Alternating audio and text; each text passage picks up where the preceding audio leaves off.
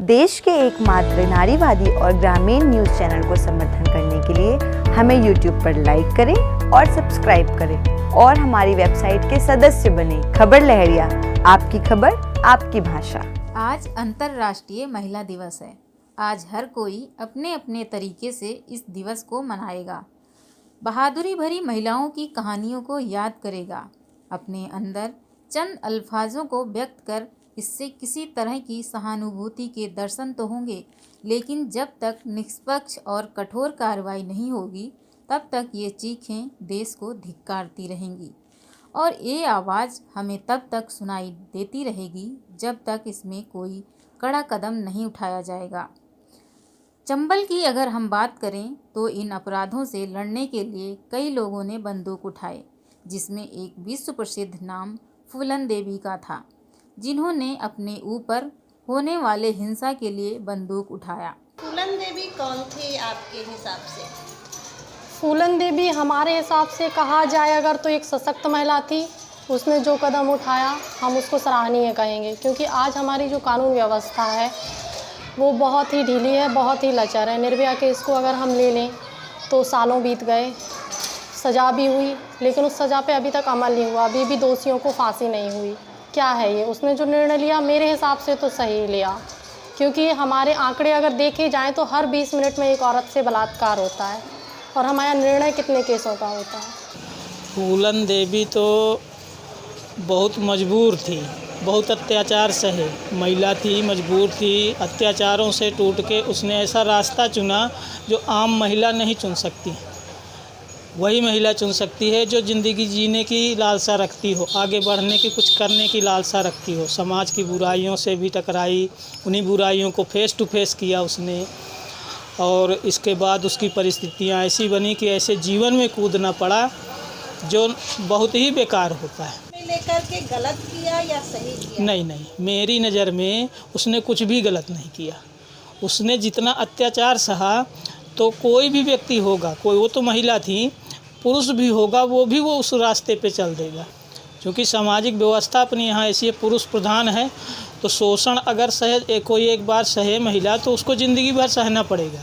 लेकिन जब वो विरोध से और उसमें उस तरह जैसे फूलन देवी खड़ी हो गई तो फिर वो सामाजिक उससे बच जाती है। गलत नहीं था वो, जो अपनी सुरक्षा के लिए, अपने सुरक्षा की उन्हें हर उसको अपनी बेटियों को, बहनों को समझाया कि अपनी जो है लड़ाई लो, जो तुमसे ज़बरदस्ती कर रहा है उससे लड़ो।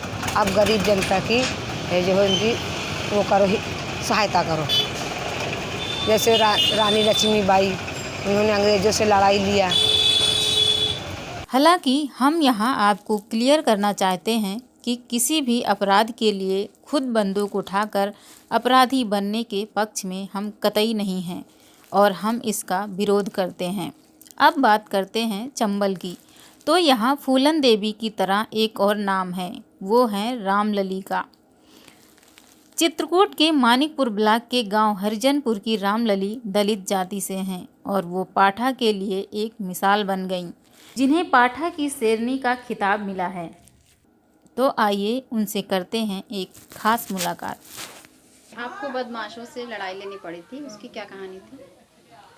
बदमाशों से ऐसी लड़ाई हुई थी कि एक सतना का लड़का बैंक मैनेजर का पकड़ लाए रहे यहाँ, तो यहाँ जंगल में रखे रहे लड़का का। तो वो लड़का 6-7 दिन के बाद छूट के का कहती उनके चंगुल से हमारे गांव में आवा। फिर गांव से निकलते हुए हमारे दरवाजे में आया तो हम लोगों से कहा कि मम्मी मुझे बचा लो।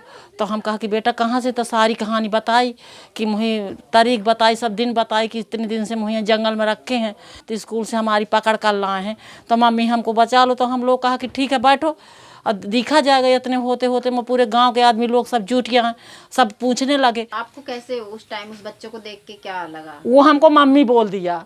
हम जब बाहर खड़ी थी तो मम्मी मुझे बचा लो, फिर सारी कहानी बताया। तो हम लोग का ऐसा हो गया कि हमारा ही बच्चा है, तो हम लोगों को बोलिए कि हमारा ही बच्चा है तो हम इसको बचा ले। तो सब लोगों से कहा तो सब लोग कहा बिल्कुल बिल्कुल, हम सब लोग मर जाए तो मर जाए, लेकिन इस बच्चे को बचाना है। बात करते करते भाई मैं पूरे बदमाश, 10 बजे दिन की बात है, तो 10 बजे 11 बजे पूरा हमारा गांव घेर लिया। गांव के बारे में लड़कन से पूछा, लड़का पूरा बताएं कि वहाँ पर लड़का बैठा है। फिर यहाँ आए उन लोग तो हमसे बोले, वहीं पर खड़े रहे डेहरी के पार, 6-7 जने बंदूक ले। तब बोले कि लड़का का बाहर कर दो। तब मैं बोली कि बाबूजी तब उतनी बड़ी सिटी से पकड़ लाए हो, तो एक तो गरीब का घर है, चाहे अंदर से आके ले जाओ। तो कहा कि हम अंदर नहीं आएंगे। मैं किस लिए नहीं आओगे अंदर? कहा हम नहीं आएंगे, ना हो आपके हाथ से लिए हूँ ना आपके हाथ दे हूँ। और अगर भीतर आओ फिर देखो तमाशा का हुआ था। हमारी 4 लड़की रहें, हाँ पिताजी रहें लड़किन के, और हम रहें। तो हम कुल्हरी हंसिया और गहना आस लेके हम खड़े होकर के आओ, लड़का के हाथ लगा के पहले देख ले आओ, लड़का हमारा है। जब हमका सुमिर के आया तो हमारा धर्म बचाना इसका, हाँ। और तुम जा बदमाशी जाए अंते दिखाओ जाए। तो ये उन लोग कहें कि ठीक है हम आपको बताएंगे। तो हमका धमकी दे करके चले लौट गए, वापस भाग गए। जब भाग गए वापस तो काका जी हमारे पूरा घर गांव के बैठ करके ग्रुप बनाया गया, हमारे आदमी के पूरा उसका फ़ोन नंबर उसके पिताजी का और हुआ सतना के एसपी का और पूरा पै जिला का लेके पत्र भेज देहन। और जब हमारा पति गया तो 12 किलोमीटर में वो जंगल में छिपे, 4 पहिया गाड़ी ले छिपे रहा। फिर वहाँ दौड़ा के हमारे पति को पकड़ लिया। अब पकड़ के पति को और सीधे उसमें फिरौती लिख दिया कि अब वो बहादुर महिला कहा होती अपने यहाँ थे पति ले, यहाँ थे हमारा शिकार दे। मुझे ने जिलाधिकारी डीएम ने अपने बंगला में एक नाली बंदूक ने इनाम दिया। फिर उसके वहाँ शिवशक्ति समूह बनांगना से मुझे ले गए का कहती वहाँ गन्ना बाग लखनऊ, वहाँ फिर मुझे एक शील्ड मिला, एक इतना से गोल्ड मिला और वहाँ फिर पूरा सम्मानित किया, मुझे राज्यपाल ने सम्मानित किया। फिर उधर से जब आई तो यहाँ फिर वो का कहती बहुत धूमधाम से डीएम ने मुझे अपने बंगला से विदाई किया। और बहू का कहती उससे सब अधिकारी लोग वहाँ शपथ खाएं कि जब तक रामलली रहा तब तक इसकी सुरक्षा तुमको करना पड़ेगा, इसके गाँव की तो बरकरार सुरक्षा लगी रही। अब जब यहाँ मारा गया ददुआ तब हमें कौन चिंता नहीं, हमारे घर में खुद 8 लाइसेंस है, अब कुछ टेंशन नहीं है। हम अपन सुरक्षा खुद कर लिए थे, पुलिस हम लोग डरा दिया। पहले जब आपने डाकू की बंदूक उठाई थी उस टाइम आपको बंदूक चलानी आती थी? बंदूक चलाने तब नहीं आती थी हम लोगों को, बंदूक चलाना तब हमारे रही नहीं थी। बंदूक चलाना वो तो बंदूक डटाए रहे यहाँ पर। अब बोली कि रामलाली का बोलाओ अंदर से, तो वही बंदूक ने जब यहाँ से पुलिस कही कि भागो बदमाश आ गए, तो जब ने फायर होने लगी तो बंदूक छाड़ के भाग गए। तो हमने बंदूक उठा लिया और वही बंदूक ने हमने उसको एसपी डीआईजी को दिया।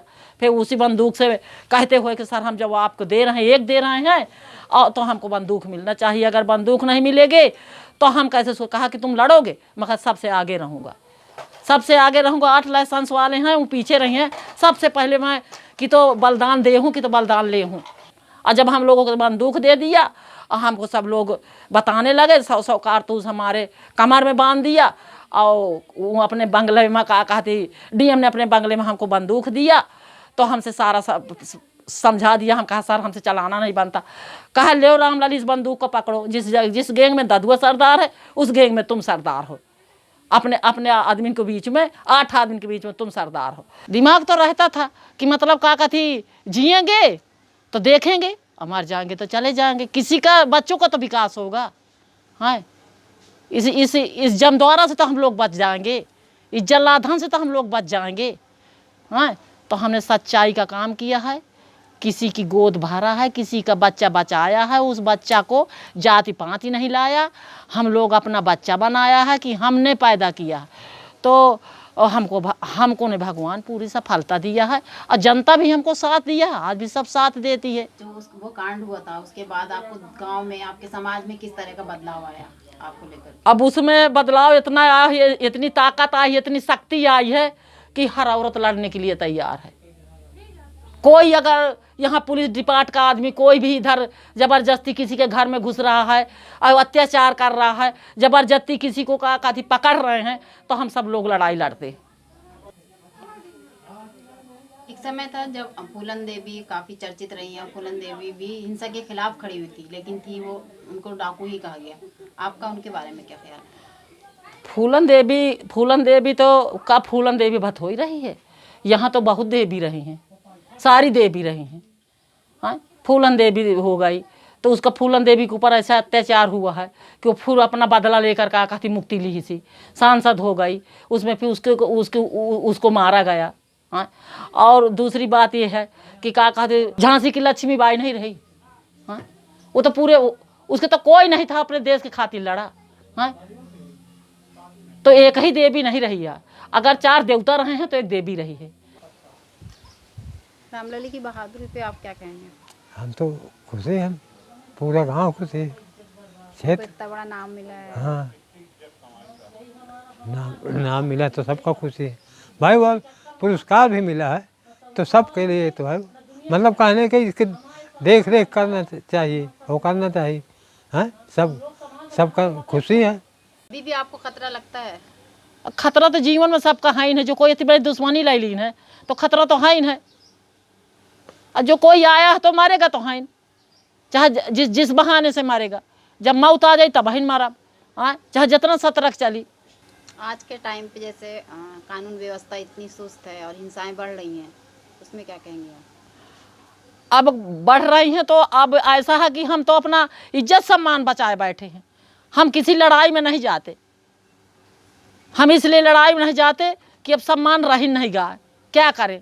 हाँ, जब कोई सुनने वाला नहीं है, कोई देखने वाला नहीं है, अपनी अपनी झोली भरने वाले हैं, तो हम लोग अपने घर में चुपचाप अपनी खेती किसानी करते हैं, अपने बच्चन की सेवा करते हैं और अपने घर की देख रेख करते हैं, अपनी गांव की सुरक्षा करते हैं, अपनी बंदूक लेकर के अपने घर में रहते हैं। और 24 घंटा हमारी बस यही है कि अपने बच्चों के साथ खाते पीते हैं, अपने सब यही गुजारा करते हैं। खबर लहरिया, आपकी खबर आपकी भाषा।